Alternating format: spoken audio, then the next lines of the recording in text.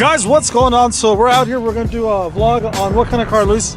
Toyota MR2s. My name's Chris. Chris, nice to meet you. I'm David. How you doing? All right, if you see an MR2 this color, you know it's a 93 because they only offered this color 1 year. The 93 MR2s are a little different than the 91 92s because the 93 came with revised rear suspension geometry to correct the snap oversteer issue that the earlier cars have.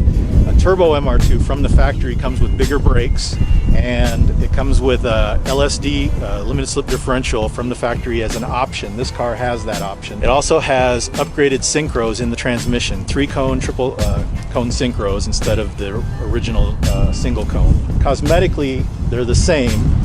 94 and 95, they changed the cosmetics a little bit, and they added an airbag in 94. They added a passenger side airbag. So my car doesn't have that. I replaced it with an aftermarket Momo steering wheel from Japan. I added the door sills, the stainless steel door sills. T-tops are factory, yes. Not all of them have it. Some are sunroof cars, and some, very few, are pure hardtop cars. Most MR2s are T-top, but it has the original paint with the exception of the front bumper and the rear bumper, which I recently had repainted. I'm the second owner of this car. You know that in 93, Toyota only imported 2,900 of them roughly in 93. And that was down from about 10,000 of them in 92 or 91. So most MR2s you see are 91s or 92s because they're way more common. In 94, that number dropped again to like under 1,000, and in 95 there was less than 500 MR2s imported. That was the last year they imported them to the state.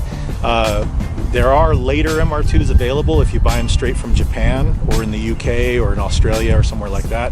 The front storage space, MR2 owners call this the frunk. The frunk. Yeah, as opposed to the trunk in the rear. This is the stock wheel and spare tire and toolkit.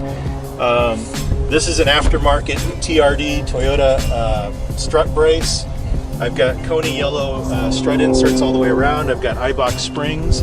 I've got aftermarket headlights. This is the quad headlight conversion from Rogue. Badge is not stock. That is a nose badge originally from the MR Spider, but I repainted it to match the rest of my car here. The original front lip, that's the 93 lip, and that lip is the one that everybody wants. I've got the JDM clear corners, LED conversions of all the signals on this car. SSR forged aluminum wheels, which are stronger and lighter than cast aluminum wheels. I've got Brake Planet drilled and slotted rotors. I'm running Porterfield R4S brake pads, iBox springs all the way around the sport lines. This car has factory power mirrors, power door locks, and power windows. It doesn't have the leather though, it has the cloth seats, so that's the only option this car does not have. Got an Apex boost controller, electronic boost controller. Those are pretty nice. I'm pushing 14 pounds of boost. Factory, it fluctuates between 7 and 12 pounds of boost depending on some programming that's done to the factory computer. But I've got mine running full time at 14 pounds of boost. The stock Toyota intake has this thing they call TVIS, and I've got an aftermarket MSD RPM switch. It's actually in here but next to the engine computer, and the RPM switch is an electronic switch that opens the TVIS at a different RPM because I'm running more boost and I'm running a freer flowing exhaust. So I'm running a Burke downpipe, no catalytic converter. I have the car registered as a classic rod so I don't have to smog it, but I'm running a Burke downpipe, and I'm running a Burke hot pipe, or cold pipe, and I'm running a Burke dual exhaust, stainless steel dual exhaust, layer steel head gasket, Cometic multi-layer steel head gasket with ARP head studs. In 2007 I took the motor and the transmission out, and I freshened up the motor with all new gaskets and seals and hoses, replaced the hose from hell, the hose from hell on earth, all that stuff. That's what the MR2 guys call it. Why do they call it that way, you said? Because they are hell to get to and hell to change. And they blow at roughly 93,000 miles. They will blow it and you'll lose all your coolant. Huge advantages from a mid-engine sports car. You get handling advantages.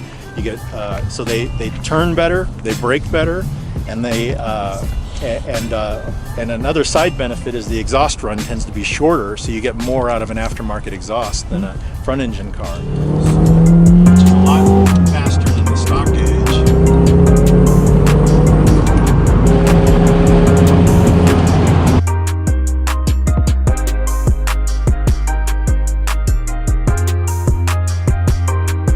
For being my first time in an MR2, guys, it drives really well. It's very smooth. This one's very healthy. I think this is as good as it gets. Thank you very much. We do appreciate you showing us your MR2. I have mixed feelings about selling it. I don't really want to sell it, but I am interested in selling it. Fucked and drank all night. I did